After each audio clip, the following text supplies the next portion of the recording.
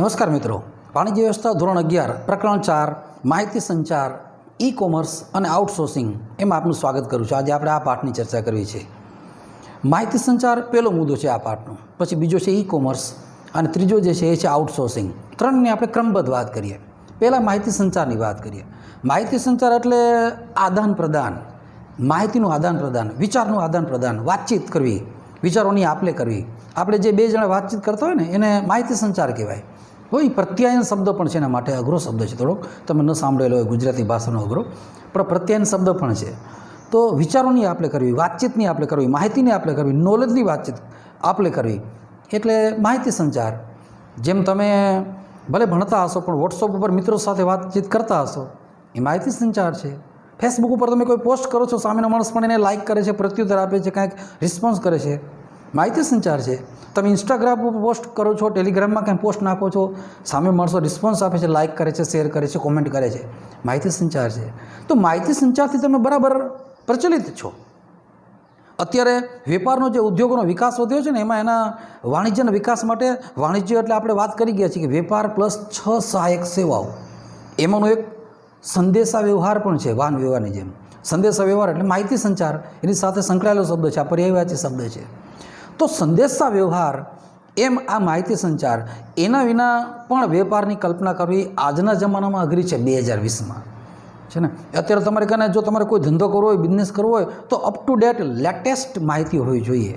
તો માહિતી સંચાર એકદમ સુદૃઢ અને મજબૂત રહેવું જોઈએ। આ માહિતી સંચાર શબ્દ છે ને, એનું ઇંગ્લિશ થાય છે કમ્યુનિકેશન। લેટિન ભાષાના બે શબ્દો છે, કમ્યુનિઝ અને કમ્યુનિકેર, એના ઉપરથી કમ્યુનિકેશન આ શબ્દ બનાવ્યો છે। કમ્યુનિકેશન પ્રત્યાયન, આમ તો એનું શુદ્ધ ગુજરાતી એ થાય। પણ બે વ્યક્તિઓ વચ્ચે અથવા બેથી વધુ વ્યક્તિઓ વચ્ચે વિચારોની આપલે, નોલેજની એટલે કે માહિતીની આપલે, વાતચીતની આપલે, એને કહેવાય માહિતી સંચાર। બે વેપારીઓ વાત કરતા હોય ને, વેપારી અને ગ્રાહકે વાતચીત કરતા હોય ને, તમે કોઈ દુકાને લેવા જાઓ તો વેપારી સાથે પ્રોડક્ટ વિશે વાત કરો છો કે નહીં, એ તમને વાત સમજાવે છે કે નહીં, માહિતી સંચાર। તમે કોઈ પણ વસ્તુ લો છો તો વેપારીને કેટલી વસ્તુ પૂછો છો કે આનું કેટલું ટકાઉપણું છે, આના ઉપયોગ શું, ફાયદા શું, ગેરફાયદા શું ધ્યાન રાખવાનું, ઘણી બધી પ્રોડક્ટને લગતી આપણે વસ્તુ પૂછીએ છીએ, વેપારી એના જવાબ આપે છે, માહિતી સંચાર। તો એવું બધું થાય પછી જ આપણે કોઈ ખરીદનો નિર્ણય ઉપર આવીએ છીએ। તો માહિતી સંચાર વગર તો વેપારની કલ્પના કરવી અઘરી છે, મુશ્કેલ છે એકદમ આજના જમાનામાં। અને અત્યારનો તો યુગ છે ને, હવે તો ઓનલાઈન શોપિંગ ને પરચેસનો આ જમાનો છે, ત્યારે માહિતી સંચાર વિના તો કલ્પના કરવી એનાથી પણ વધુ હાર્ડ છે। અટાણે માણસોનો ટ્રેન્ડ બદલાઈ ગયો છે, ઓનલાઈન શોપિંગ કરે છે। તો માહિતી સંચાર અગત્યનું ઘટક છે। માહિતી સંચાર એટલે કે માહિતીની યોગ્ય આપલે ન થાય તો માણસ કોઈ નિર્ણય ઉપર નથી આવી શકતો, તો વેચનાર પોતાનો ધંધો ન વધારી શકે, ગ્રાહક પોતાની ખરીદી ન કરી શકે। તો આ છે માહિતી સંચાર। માહિતી સંચારની 2-3 વ્યાખ્યાઓ બુકમાં આપી છે, તમે જોઈ શકશો। એમાંથી એક બેની આપણે વાત કરીએ, પણ સાદા અર્થમાં કહી શકાય કે માહિતી સંચાર એટલે વિચારોની આપલે કરવી। માહિતી સંચાર એટલે વિચારોની આપલે કરવી, વાતચીત કરવી। બુકમાં જે 1-2 વ્યાખ્યાઓ આપી છે એની આપણે વાત કરીએ। વિચારો, અભિપ્રાયો કે માહિતીનું વક્તવ્ય, લખાણ કે સંજ્ઞાઓ દ્વારા સંદેશાની આપલે થવી એટલે માહિતી સંચાર। એક આ વ્યાખ્યા આપી છે। બીજા એના જેવા 1-2 અર્થ આપ્યા છે કે માહિતી સંચાર એટલે આપણા વિચારો બીજાના મગજમાં દાખલ કરવાની પ્રક્રિયા। એક ઠેકાણે એવું પણ તમે વાંચી શકશો અંદર કે માહિતી સંચાર એટલે લોકો વચ્ચે થતી એવી પ્રક્રિયા કે જેમાં માહિતી મોકલનાર જ્ઞાન, વિચારો, ખ્યાલો, સમજણ, સંવેદનાઓ, લાગણીઓ કે વલણો અંગેની માહિતીનું યોગ્ય સંકેતો દ્વારા યોગ્ય માધ્યમથી થતું એવું પ્રસરણ કે જે માહિતી મેળવનારને પ્રભાવિત કરે, તેના વર્તનમાં પરિવર્તન થાય, તેની સાથે સંબંધ સ્થાપે અને જાળવે। આ વ્યાખ્યા શું સૂચવે છે કે તમે વેપારી કને જાઓ તો તમે જુઓ, આ બધું અઘરી ભાષામાં થોડુંક લાગ્યું હશે તમને વ્યાખ્યા, પણ સરળ શબ્દમાં તમને વાત કરી જાઓ, તમે કોઈ દુકાને જાઓ, તમારે કોઈ પ્રોડક્ટ લેવી છે, કોઈ દુકાનદારનો માલ લેવો છે, તમે કહો છો કે મને આ વસ્તુ બતાવો, પછી તમે કહો મને આ વસ્તુ વિશે થોડું સમજાવો તો તમને એ વસ્તુ હશે કેટલી બધી સમજ આવશે કે એના ફાયદા શું, એડવાન્ટેજ છે, તમને જીવનમાં શા માટે જરૂરી છે, અને તમને મગજમાં ઠસાવી દેશે કે આના વગર તમને જીવનમાં ચાલે નહીં। એ ઠસાવી દેવા માટે જે વાતચીત કરે છે ને, એ બધું માહિતી સંચાર છે। આપણે પણ રિએક્ટ કરીએ છીએ ને, એને બદલામાં આપણે કોઈ વાત ન સમજે પાછું પૂછીએ કે તમે આના દ્વારા શું કહેવા માગો છો, કોઈ વસ્તુ આપણે ન સમજાણીએ તો પાછો એને પ્રશ્ન પૂછીએ છીએ, વધારે માહિતી લઈએ છીએ। તો માહિતી સંચાર વગર અત્યારે ધંધાનો વિકાસ કરવો અશક્ય છે, માહિતીના યુગમાં જીવીએ છીએ। તમને ખબર છે એક સર્વે સરસ મજાનો છે, છેલ્લા 200 વર્ષમાં જેટલી માહિતી વધી છે ને, છેલ્લા 200 વર્ષમાં એટલી જ માહિતી છેલ્લા 20 વર્ષમાં વધી ગઈ છે. એટલો બધો માહિતીનો નોલેજનો અટાણે વિસ્તાર થયો છે, વિકાસ થયો છે. ચાલ કરો, 200 વર્ષમાં જેટલી માહિતી વધી છે એટલી જ માહિતી છેલ્લા માત્ર 20 વર્ષમાં વધી છે. કેટલો બધો માહિતીનો નોલેજનો પ્રસાર છે, કેટલું બધું નોલેજ દિન પ્રતિદિન નવા નવા સંશોધનો સર્ચ થઈ રહ્યા છે, તે બધા ધંધામાં ઉપયોગી છે. આજે પહેલાં જેવું નથી કે તમે દુકાન ખોલીને બેસી જાઓ એટલે ધંધો ચાલે, ઉદ્યોગ ચાલે, તમારું એકમ ચાલે. તમારે રોજ અપડેટ રહેવું પડે તમારી પ્રોડક્ટ વિશે, આજુબાજુના વેપારીઓ વિશે, આપણી દુકાન વિશે, બીજાની દુકાન વિશે, વેપાર જગત વિશે, કેવી પ્રોડક્ટ જે છે એ તમે કોઈ એક પ્રોડક્ટ આજે વેચતા હો, આવતીકાલે આઉટ ઓફ ડેટ થઈ જાય તો એની જગ્યાએ નવું શું આવ્યું છે એ તમારે વેચવું પડશે. છે ને, પહેલાં માણસો કમ્પ્યુટર વેચતા હતા, આજે હવે એની જગ્યાએ લેપટોપ વેચે છે, એની જગ્યાએ હવે ધીરે ધીરે મોબાઈલનું સ્થાન આવી ગયું છે. ને, તો ધીરે ધીરે અપડેટ થાય છે ને, તમારે અપડેટ રહેવું પડે, એ પ્રમાણે પ્રોડક્ટ બદલાવી પડે, તમારી દુકાનની સ્થિતિમાં સુધારો કરવો પડે, ધંધાની સ્ટાઇલમાં સુધારો કરવો પડે, ધંધાની મેથડમાં સુધારો કરવો પડે. એ સુધારો ક્યારે થાય? જો માહિતી સંચાર અપ ટુ ડેટ હોય તો સતત આપણે બધી પાસેથી માહિતી મેળવતું રહેવું જોઈએ, એઝ એ વેપારી, એઝ એ ઉદ્યોગપતિ, એઝ એ ધંધાકીય સાહસના સંચાલક તરીકે, અને ધંધાને અપડેટ કરતો રહેવો જોઈએ. તો આપણે આપણા વેપારને, ધંધાને ખૂબ સારી રીતે ડેવલપ કરી શકીએ. તો માહિતી સંચાર વિના ધંધાનો વિકાસ લગભગ મુશ્કેલ છે એમ કહીએ તો કાંઈ ખોટું નથી. તો માહિતી સંચાર ધંધાના વિકાસનું, વેપારના વિકાસનું એક અગત્યનું ઘટક છે. તો આ હતી માહિતી સંચારની એક નાનકડી વાત. હવે આપણે ઇન્ટરનેટની વાત કરીએ. ઇન્ટરનેટ વિશે તમે બધા જાણો છો, ઇન્ટરનેટનો તમે ઉપયોગ કરો છો, તમે વોટ્સઅપ વાપરો છો, શેનાથી શક્ય બને છે? ઇન્ટરનેટથી. તમે ફેસબુક વાપરો છો, શેનાથી પોસિબલ બને છે? ઇન્ટરનેટથી. તમને ખ્યાલ છે ક્યારેક તમે ફરિયાદો સાંભળીએ છે, નેટ બંધ થઈ જાય ને, વોટ્સઅપ બંધ, ફેસબુક બંધ, ઇન્સ્ટાગ્રામ બંધ, ટેલિગ્રામ બંધ, બધું બંધ, મોબાઈલની મોટાભાગની એક્ટિવિટી બંધ થઈ જાય. છોકરાઓ, વિદ્યાર્થી મિત્રો પોતે બંધ થઈ જાય છે. આજના જમાનામાં આપણે ઇન્ટરનેટનો એટલો બધો ઉપયોગ કરીએ છીએ કે ઇન્ટરનેટ વગર આપણે જીવી શકીએ કે કેમ એવું થઈ ગયું છે. આમ તો માણસના જીવન માટે ખોરાક, પાણી, આમ તો રોટી, કપડાં, મકાન 3 વસ્તુની બેઝિક જરૂરિયાત છે, પણ આ ચોથું જોડાઈ ગયું છે, રોટી, કપડાં, મકાન ને ઇન્ટરનેટ. અત્યારે એટલા બધા નેટના જીવનમાં આપણે જીવી છીએ. તો ઇન્ટરનેટ વિશે પ્રેક્ટિકલી તમે જાણો છો, થોડોક શાસ્ત્રોક્ત અર્થ શું થાય છે એ સમજવા ટ્રાય કરીએ. તો ઇન્ટરનેટ 2 શબ્દ છે. ઇન્ટર એટલે કે આંતરિક, નેટ એટલે જાળું. ઇન્ટર એટલે આંતરિક, નેટ એટલે જાળવું. અચ્છા, આના ઉપર આપણે ડિટેલમાં જઈએ. તમે જોયું, ઇન્ટરનેટ માટે એક યાદ રાખવાનું કે ઇન્ટરનેટને સમજવા માટે પહેલાં કમ્પ્યુટરને સમજવું જરૂરી છે. ઇન્ટરનેટ માટે કમ્પ્યુટર બેઝિક વસ્તુ છે. કમ્પ્યુટર નહીં તો ઇન્ટરનેટ નહીં. યાદ રાખવાનું, પહેલાં કમ્પ્યુટર નહીં તો ઇન્ટરનેટ નહીં. એટલે ઇન્ટરનેટને સમજતા પહેલાં કમ્પ્યુટરને થોડુંક સમજવું જરૂરી છે. તો તમે ઘણી બધી ઠેકાણે સંસ્થાઓમાં જોયા હશે કે 2 કે તેથી વધુ કમ્પ્યુટરોને જોડેલા હોય છે. તમે આપણી સ્કૂલમાં ભણો છો તો આપણી સ્કૂલમાં તમે જુઓ, બીજી કોઈ પણ શાળામાં જાઓ તો ત્યાં તમને કમ્પ્યુટર જોડાયેલા જોવા મળશે. જેમ કે તમે કમ્પ્યુટરનો વિષય રાખ્યો હોય તો કમ્પ્યુટર લેબમાં જાઓ તો આજે એક કમ્પ્યુટર પર બેઠા, બીજા દિવસે બીજે કમ્પ્યુટર પર બેસો તો બધા કમ્પ્યુટરો જોડાયેલા હોય છે. એના હાર્ડવેરથી પણ જોડાયેલા હોય છે, સોફ્ટવેરથી પણ જોડાયેલા હોય છે. એને કમ્પ્યુટર નેટવર્કિંગ કહેવાય. 2 કે તેથી વધુ કમ્પ્યુટરને આપસમાં જોડી દેવામાં આવે હાર્ડવેર અને સોફ્ટવેરની દૃષ્ટિએ, એને કમ્પ્યુટર નેટવર્કિંગ કહેવાય. હવે આવું નેટવર્કિંગ વધતું જાય ને પછી એ મોટું થતું જાય, વધુ કમ્પ્યુટર. તો એ કમ્પ્યુટરના નેટવર્કને જે જોડે છે ને એને ઇન્ટરનેટ કહેવાય. કમ્પ્યુટર 2 કમ્પ્યુટરને જોડે કે 2 કે વધુ કમ્પ્યુટરને જોડે એક સંસ્થાના, એને કમ્પ્યુટર નેટવર્કિંગ કહેવાય. પણ એનું પછી આમ વિશાળ થતું જાય ને તો એ નેટવર્કને જે જોડે ને એને ઇન્ટરનેટ કહેવાય. તમામ કમ્પ્યુટરને જોડે. તો એના માટે આપણે એક અગત્યની બીજી વાત એ છે કે કમ્પ્યુટર નેટવર્કિંગને જાણવું જરૂરી છે ઇન્ટરનેટને સમજવા માટે. તો કમ્પ્યુટર નેટવર્ક છે ને એના 4 પ્રકાર છે. કમ્પ્યુટર નેટવર્કના 4 પ્રકાર છે. આપણે એની એક પછી એક વાત કરીએ. તો પહેલું છે લેન, ઇંગ્લિશનો શબ્દ છે લોકલ એરિયા નેટવર્ક. નેટવર્કના પ્રકારની આપણે વાત કરી છે મિત્રો. LAN, LAN, local area network. હવે તમે જો કમ્પ્યુટર વિષય રાખ્યો હોય અથવા કમ્પ્યુટર ક્લાસમાં તમે જતા હો તો કોઈ પણ કમ્પ્યુટર ક્લાસમાં જાઓ તો એ ક્લાસમાં તમે જોયું હશે કે 15 થી 20 કમ્પ્યુટર હશે. તો તમે એક દિવસે એક કમ્પ્યુટર પર બેસશો, બીજા દિવસે બીજા કમ્પ્યુટર પર જ્યાં ખાલી હશે ત્યાં બેસશો. એવું ફિક્સ નથી હોતું કે એક જ કમ્પ્યુટર પર તમારે બેસવાનું હોય. તમારાથી કોઈ પહેલાં વિદ્યાર્થી આવી કે બેસી શકે તો ગમે એ કમ્પ્યુટર પર બેસી તમે તમારો કોર્સ પૂરો કરી શકશો. એ જ પ્રોગ્રામ તમને જોવા મળશે. એક કમ્પ્યુટર ખોલીને જે પ્રોગ્રામ જોશો, બીજા દિવસે બીજા કમ્પ્યુટર પર બેઠા એ જ તમારો પ્રોગ્રામ તમારો ચાલુ રહેશે, તમારો અભ્યાસક્રમ ચાલુ રહેશે. કેમ કે એ આપસમાં જોડેલા હોય છે, બધામાં એક સરખા પ્રોગ્રામ હોય છે, એના હાર્ડવેર સોફ્ટવેરને જોડેલા છે. તો એ લોકલ એરિયા લેન કહેવાય, એને નેટવર્કિંગ કરેલું છે. કમ્પ્યુટરને બધાને એક જ સંસ્થાના ક્લાસીસના જે બધા કમ્પ્યુટર છે ને એને જોડેલા છે, એને લોકલ એરિયા. નેટવર્કિંગ કહેવાય. પછી એના પછી બીજું આવે છે ને, એ છે કેન, કેમ્પસ એરિયા નેટવર્કિંગ.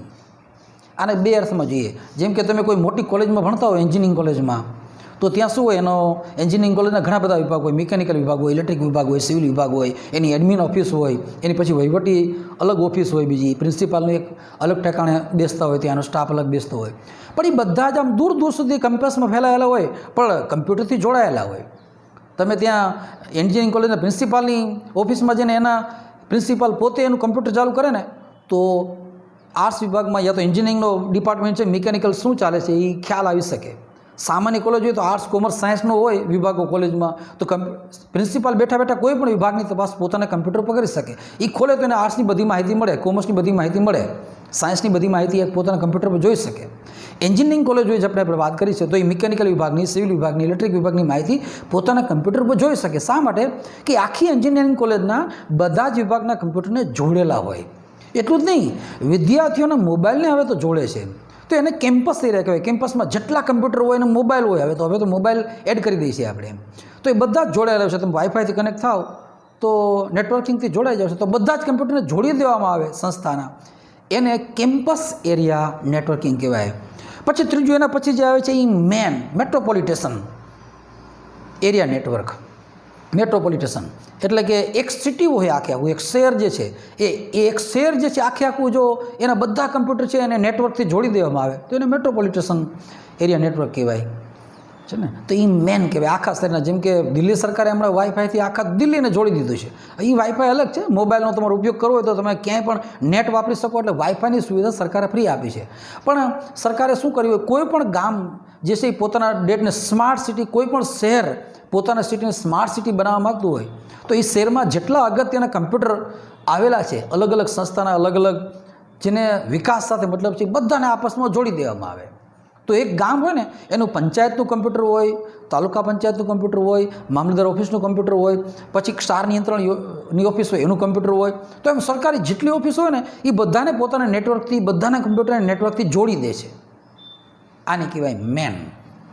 ઘણા બધા ઠેકાણે વિકાસમાં બહુ અગત્યનું છે. આપણે આના વિશે તમે હજી ભણો છો એટલે ખ્યાલ નથી, પણ દેશના વિકાસ માટે મેન બહુ અગત્યનો શબ્દ છે. તો મેટ્રોપોલિટેશન એરિયા નેટવર્કિંગ. અને ચોથો છેલ્લો જે શબ્દ છે એ છે વાન. WAN. એ આખે આખું આ જે શબ્દ છે ને, wide area networking. Wide area, એને કોઈ ભૌતિક સેવા નથી હોતી. હું તો એક સિટીની વાત કરી છે, આપણે શહેરની વાત કરી. મેનમાં વેન, WAN, વાન હું કહું છું મારી રીતે, પણ એને વેન પણ કહેવાય. વેન સારો શબ્દ છે. WAN, wide area networking. તો આખું દેશ, આખી દુનિયા જે છે ને, તમે મોબાઈલ ચાલુ કરો, ગૂગલ પર કોઈ પણ વસ્તુ સર્ચ કરી શકો છો. એ વેનને કારણે આખી દુનિયાના સંસ્થાઓ નેટવર્ક કમ્પ્યુટરને જોડી દેવામાં આવે, જોડી દેવામાં જ આવ્યા છે. એને વેન કહેવાય. www તમે લખીને પછી કોઈ પણ વસ્તુ સર્ચ કરી શકો છો ને, એને વેન કહેવાય. તો વર્લ્ડ વાઇડ આખી દુનિયાના કમ્પ્યુટરને જોડી દેવામાં આવે, એને કહેવાય વેન, વાઇડ એરિયા નેટવર્કિંગ. તો આના 4 પ્રકાર છે. લેન, કેન, મેન અને વેન. એ તમે મેં વાત કરી. હવે આ વેન જે છે ને, ચલો વાઇડ એરિયા, એના પાછા 2 પેટા પ્રકાર છે. એક એન્ટરપ્રાઇઝ વેન અને ગ્લોબલ વેન. એન્ટરપ્રાઇઝ વેન એટલે શું, કે કોઈ એક દેશમાં એક સંસ્થાના તમામ કમ્પ્યુટરને જોડી દેવામાં આવે ને, તો એને એન્ટરપ્રાઇઝ વેન કહેવાય. જેમ કે આપણા દેશમાં ભારતીય રેલવે જે છે એ બધા જ એના રેલવે સ્ટેશન, આખું રેલવેનું કામ છે ને, તો હવે રેલવેમાં તમે જોયું છે કે તમે રિઝર્વેશન કરવા જતા હશો, એ કમ્પ્યુટરથી જોડાયેલું છે. હવે તો ઓનલાઈન રિઝર્વેશન થાય છે, તમે ઘરે બેઠા કરી શકો, મોબાઈલમાં કરી શકો. રેલવે સ્ટેશન ઉપર જશો ત્યાં તમને રિઝર્વેશન કમ્પ્યુટર ઉપર જ કરી દેશે. તો આખા દેશના આપણે રેલવેના જેટલું કામકાજ ચાલે છે બધું કમ્પ્યુટર ઉપર થાય છે. વહીવટી કામ, બુકિંગનું કામ, એના સિવાયનું ઘણું બધું કામ. તો આખા દેશની રેલવેના તંત્રના કમ્પ્યુટરને જોડી દેવામાં આવે છે તમામને. એને એન્ટરપ્રાઇઝ વેન કહેવાય. એ જ રીતે કોર બેન્કિંગ આપણે વાત કરી છે. કોર બેન્કિંગની આપણે વાત કરી છે. આખા દેશના બેંકના કોઈ પણ એક બેંક ઉપર ને, SBI કે BOB કે જે તમને બેંક તમે નામ લ્યો તે, એના તમામ કમ્પ્યુટરને જોડી દેવામાં આવે છે આપસમાં. એટલે તમારું મુંબઈની બેંકમાં એકાઉન્ટ હોય અને તમે કચ્છમાં આવીને કોઈ બેંકમાં એની શાખામાં જાઓ ને, તો તમારા વિશેની માહિતી ત્યાંથી પણ મળે. ભલે તમારું એકાઉન્ટ તમે મુંબઈમાં ખોલાવ્યું હોય, તમે અમદાવાદમાં ખાતું ખોલાવ્યું હોય, તમે કલકત્તા જાઓ ઓ છેડે, અને ત્યાં જે બેંકની બ્રાન્ચમાં જાઓ તો તમારા વિશેની બધી ડિટેલ ત્યાં હોય, ત્યાંથી તમને પૈસા મળે, માહિતી મળે, સ્ટેટમેન્ટ મળે. શા માટે? કેમ કે આખા દેશની બેન્કો છે ને એને નેટવર્કને એને કમ્પ્યુટરોને જોડી દેવામાં આવે છે. તો એક જ સંસ્થાના તમામ કમ્પ્યુટરને જોડવામાં આવે એને કહેવાય એન્ટરપ્રાઇઝ વેન. બીજું ગ્લોબલ વેન. આખી દુનિયાના બધી જ સંસ્થાઓના કમ્પ્યુટરને જોડી દેવામાં આવે એને કહેવાય ગ્લોબલ વેન. તમે ગૂગલ ઉપર સર્ચ મારો છો www લખીને છે ને, એને કહેવાય ગ્લોબલ વેન. તો એમાં બધી જ સંસ્થાઓ, તમે ગૂગલમાં સર્ચ મારો ને તમારે કોઈ પિક્ચર જોવાય તો તમે જોઈ શકો, મૂવી જોઈએ તો જોઈ શકો, ઓડિયો તમારે જોવાય તો સાંભળવાય તો સાંભળી શકો. જે કંઈ પણ માહિતી તમને જોઈ છે ને નેટ ઉપર બધી જ ઉપલબ્ધ છે. એ ગ્લોબલ વેનને કારણે શક્ય બની છે. તો આને કહેવાય ઇન્ટરનેટ. આ ઇન્ટરનેટનો થોડોક મેં તમને પરિચય આપ્યો છે. પ્રેક્ટિકલી તમે એના વિશે ઘણું બધું જાણો છો, બરાબર. આ ઇન્ટરનેટના 3 કાર્યો છે મુખ્ય. આપણે જે સ્ટડી કરવાનું છે ને એમ 3 કાર્યો છે એની આપણે વાત કરવાની છે. પહેલું કાર્ય છે અન્ય વ્યક્તિઓ સાથે સંપર્ક. તમે જ્યારે બિઝનેસ કરતા હો ત્યારે બીજા વેપારી સાથે તમારે વાતચીત કરવી પડે, ડીલર સાથે વાતચીત કરવી પડે, જથ્થાબંધ વેપારી સાથે વાતચીત કરવી પડે, જે ઉત્પાદક છે એની સાથે વાત કરવી પડે, એને લેટર લખવો પડે, માહિતી આપવી પડે, ઓર્ડર આપવો પડે. તો પહેલાં લેટર લખતા, હવે શું થાય છે? હવે ઈમેલથી બધી માહિતી થાય છે. તો ઈમેલ, અન્ય વ્યક્તિઓ સાથે સંપર્ક સ્થાપી શકો ઇન્ટરનેટથી. તો ઇન્ટરનેટના જે મુખ્ય 3 પ્રકાર છે એમાંથી પહેલું છે અન્ય વ્યક્તિ સાથે કોન્ટેક્ટ. એ ઈમેલથી થાય છે. તમારે ઓર્ડર મૂકવો હોય તો ઈમેલ કરી દેવાનું, તો 2 મિનિટમાં ત્યાં પહોંચી જાય. અરે 1 મિનિટમાં પહોંચી જાય. અહીંથી સેન્ડ કરો, નેટવર્ક બરાબર એક્ટિવ હોય ને તો તમારે ત્યાં અહીંથી આમ ગયો સેન્ડ કર્યો ને ત્યાં સેકન્ડોમાં પહોંચી જાય, જોઈ શકીએ તમારો ઓર્ડર. અને જો એનું ઝડપી કામ હોય તો ત્યારે ને ત્યારે 1 કલાકમાં તો માલ પેક પણ થઈ જાય, રવાના પણ થઈ જાય. તો ઈમેલ અન્ય વ્યક્તિઓ સાથે આપણે સંપર્ક કરી શકીએ નેટથી. બીજું માહિતીની આપણે કરી શકીએ. બીજું કામ નેટનું માહિતીની આપણે કરી શકીએ. જેમ કે નેટ ઉપર તમને કોઈ પણ માહિતી જોઈતી હોય ને, તમારે ઐતિહાસિક માહિતી મેળવી હોય, જેમ કે તમારે શોધખોળ કરવી હોય, તમે કહો કે ભાઈ 17મી સદીમાં કોણ રાજાઓ આપણા દેશમાં રાજ કરી ગયા, તમે સર્ચ મારો તમને નેટ ઉપર મળે. ન્યૂટનની શોધ કરનાર એ આખો જે ન્યૂટનનો ગુરુત્વાકર્ષણનો નિયમ છે એ શું છે તમને સ્કૂલમાં ભણાવવામાં આવે છે, પણ તમારે નિરાતે સમજવું છે. તમે સર્ચ મારો ગૂગલ ઉપર કે બીજા કોઈ પણ સર્ચ એન્જિનમાં, તમને નેટ ઉપર મળે. આપણા દેશની નદીઓ કેટલી છે તમે સર્ચ મારો તો મળે. આપણા દેશના પહેલાંથી કરીને અત્યાર સુધીના વડાપ્રધાન કોણ છે તમે સર્ચ મારો તો મળે. કોઈ પણ માહિતી તમને જે મનમાં પ્રશ્ન ઉઠે અને તમે નેટ ઉપર સર્ચ મારો ને ઇન્ટરનેટથી, એ તમને મળે. તો માહિતીની આપલે માટે ઇન્ટરનેટ બહુ જ ઉપયોગી છે. અને આ માહિતીનો યુગ છે અત્યારે. મેં તમને કીધું એમ 20 વર્ષમાં બહુ જ માહિતી વધી છે, હજી વધતી રહેશે. જો તમે માહિતીથી દૂર થઈ જાઓ ને તો વિકાસથી દૂર થઈ ગયા કહેવાઓ. તો તમે સમાજમાં ટકવું તમારા માટે અઘરું પડી જાય. વેપાર કરવો અઘરો પડે, વાતચીત કરવી અઘરું પડે, જીવવું અઘરું પડે. અત્યારનું માણસનું જીવન છે એ માહિતી પર આધારિત છે, અને માહિતી છે ઇન્ટરનેટ ઉપર આધારિત છે. તો માહિતીની આપલે કરવી. અને ત્રીજું જે કામ છે ઇન્ટરનેટનું, કે કમ્પ્યુટરનું જોડાણ કરવું, બીજા કમ્પ્યુટરો સાથે જોડાણ કરવું. ઇન્ટરનેટ છે ને તો એ રેલવેને આપણી સાથે કનેક્ટ કરે છે. તમે ઘરે બેઠા તમારી રીતે રેલવે સ્ટેશનમાં ગયા વિના ઘરે બેઠા મોબાઈલમાં બુકિંગ કરી શકો છો. ક્યાંય પણ જવું હોય તો રેલવેનું બુકિંગ કરી શકીએ છીએ આપણે.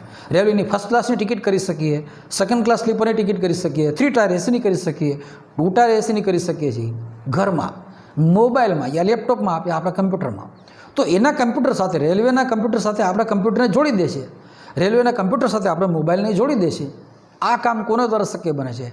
નેટ દ્વારા. તો ઇન્ટરનેટ દ્વારા 3 કાર્યો થાય છે. બીજી વ્યક્તિ સાથે સંપર્ક કરી શકાય ઈમેલ થ્રુ, માહિતીની આપલે કરી શકાય. મેં તમને વાત કરી ઓડિયો, વિડીયો, પિક્ચર, મૂવી જે કંઈ પણ હોય તે. અને ત્રીજું, બીજા કમ્પ્યુટર સાથે જોડાણ થઈ શકે. તો આ ઇન્ટરનેટના 3 પ્રકાર હતા. આ મેં તમને થોડોક પરિચય આપવા ટ્રાય કરી છે. બાકી તમે થોડું નેટ વિશે જાણો છો. અને એટલે જેટલું પ્રેક્ટિકલ તમે નેટ ઉપર કામ કરશો ને, તમે નેટ વિશે માત્ર ફેસબુક જ જાણો છો, વોટ્સઅપ જ જાણો છો, ઇન્સ્ટાગ્રામ, તમે જે એપનો ઉપયોગ કરો છો ને અત્યારે એના વિશે જ જાણો છો. તમે કામમાં નથી આવ્યા, પણ જ્યારે તમે જોબ કરશો ને, કોઈ ધંધો કરશો ને, ત્યારે તમને આ બધાની પણ જરૂર પડશે. તો વાણિજ્યને લગતા નેટવર્કિંગ આદિ એ બધા વસ્તુથી પણ તમે પરિચિત થશો. અત્યારે આપણે ખાલી પરિચય કરવી છે. તો આ હતું ઇન્ટરનેટ અને એની વાત. હવે આપણે પાઠના બીજા મુદ્દાની વાત કરીએ. E commerce, electronic commerce. અત્યારે લોકોની પેટર્ન જે છે ને ખરીદીની બદલાઈ ગઈ છે. અત્યારે માણસો ઓનલાઈન પરચેસિંગ અને ઓનલાઈન સેલિંગ કરે છે ને. લોકો અત્યારે મોટે ભાગે ઓનલાઈન શોપિંગ કરવાનું વલણ વધતું જાય છે. અત્યારે તમારો મોબાઈલ લેવો હોય તો તમે જુઓ છો ઓનલાઈન તમને કદાચ ઘણી વખત દુકાન કરતાં ઘણી બધી ઓફર મળે, સસ્તો મળે, એટલે આપણે ઓનલાઈન મોબાઈલ મંગાવીએ છીએ. ઘણી બધી વસ્તુ છે, કપડાં છે, અગત્યની બીજી જીવન જરૂરિયાતની વસ્તુ છે જે ટકાઉ હોય અને 4-5 દિવસે આવે એવી હોય, રસ્તામાં તૂટે એવી ન હોય, તો આપણે ઓનલાઈન મંગાવીએ છીએ. એનું ચલણ વધતું જાય છે.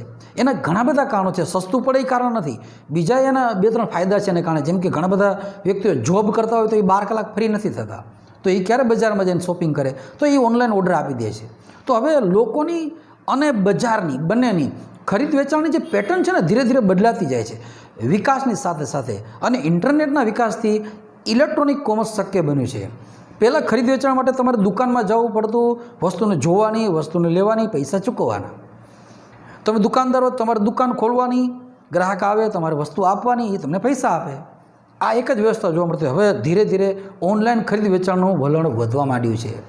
ઓનલાઈન ખરીદ વેચાણ માટે કમ્પ્યુટર જરૂરી છે, ઇન્ટરનેટ જરૂરી છે, ક્રેડિટ કાર્ડ જરૂરી છે, ડેબિટ કાર્ડ જરૂરી છે. આવી કેટલીક વસ્તુ છે એની જરૂર પડે છે.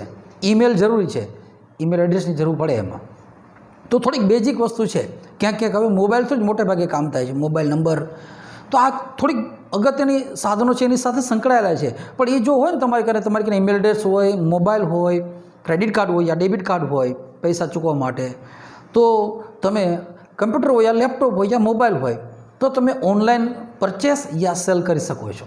તો એને ઈ કોમર્સ કહેવાય. એટલે કે ઇન્ટરનેટની મદદથી ખરીદ અને વેચાણ કરવું એને કહેવાય ઈ કોમર્સ. ઓફલાઈન તમે દુકાનમાં જાઓ ખરીદી કરો કે તમે દુકાનદાર છો ને દુકાન ખોલીને વેચો, એ ઓફલાઈન છે.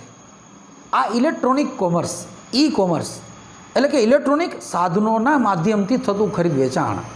ઈ કોમર્સ શબ્દ છે. ઇલેક્ટ્રોનિક સાધનોના માધ્યમથી થતું ખરીદ વેચાણ. ઇલેક્ટ્રોનિક સાધનો એટલે ક્યાં? તો કે કમ્પ્યુટર, લેપટોપ, મોબાઈલ, ઇન્ટરનેટ, આ બધા ઇલેક્ટ્રોનિક સાધનો છે. તો ઈ કોમર્સ એટલે ઇલેક્ટ્રોનિક સાધનોની મદદથી થતું ખરીદ વેચાણ.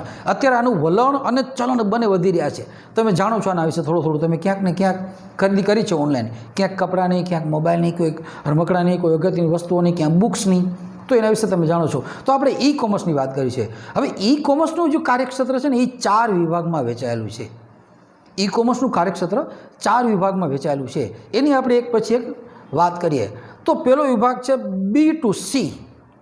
ટેક્સ્ટબુકમાં તમે જોઈ શકશો નહીં, રાતે તમે વાંચીને આપણે વિડીયો દ્વારા વાતચીત કરીએ છીએ. હું તમને મૌખિક વાત સમજાવું છું, તમે ટેક્સ્ટબુકમાં વાંચી શકશો. B2C, B એટલે બિઝનેસ, C એટલે કસ્ટમર, બિઝનેસ ટુ કસ્ટમર. હવે અહીંયા જે કાર્યક્ષેત્રના 4 વિભાગની આપણે વાત કરી છે મિત્રો, એ 2 દ્રષ્ટિએ છે, યાદ રાખજો. 2 પક્ષકારની દ્રષ્ટિએ અને એનો જે પ્રવાહ જાય છે ને એ કઈ દિશામાં જાય છે એ દ્રષ્ટિએ 4 પ્રકાર પાડ્યા છે. 2 પક્ષકાર અને પ્રવાહ કઈ તરફ છે, પ્રવાહની દ્રષ્ટિએ 4 ભાગલા પડ્યા છે. નહીં તો વાત મોટે ભાગે હરીફરીને એક જ છે ખાલી કે ઇલેક્ટ્રોનિક સાધનોની મદદથી ખરીદ વેચાણ કરવું. પણ આ થોડીક સમજવા માટે ડિટેલ વાત કરી છે.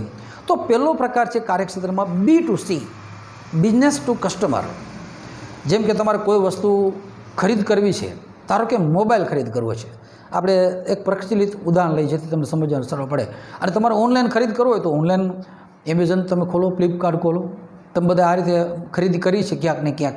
કપડાં લેવા છે તો ઓનલાઈન તમે એમેઝોન ઉપર જુઓ, ફ્લિપકાર્ટ ઉપર જુઓ, બીજી ઘણી બધી વેબસાઇટ છે. હું તો તમને આ 1-2 મારા ખ્યાલમાં છે એની જ વાત કરું છું. એના સિવાય તમે કોઈ પણ શોપિંગ માર્કેટનો વેબસાઇટનો ઉપયોગ કરી શકો. તો એ જુઓ, તમને ત્યાં જેવું ખોલશો ને તમે એમ કહેશો ને ભાઈ મારે આ મોબાઈલ લેવો છે, એટલે તરત તમને એના તરફથી પ્રશ્ન આવવા મળશે કેવો મોબાઈલ લેવો છે, તમારી રેન્જ શું છે, શું તમારી કોઈ પસંદગીની બ્રાન્ડ છે, તમે કઈ કંપનીનો લેવા માગો, તમે ક્યાંય નક્કી કર્યું છે, તમે કેટલી કિંમતનો લેવા માગો છો. પછી તમે થોડીક માહિતી આપશો ને એટલે એક પછી એક વસ્તુ તમારી સામે રજૂ કરશે.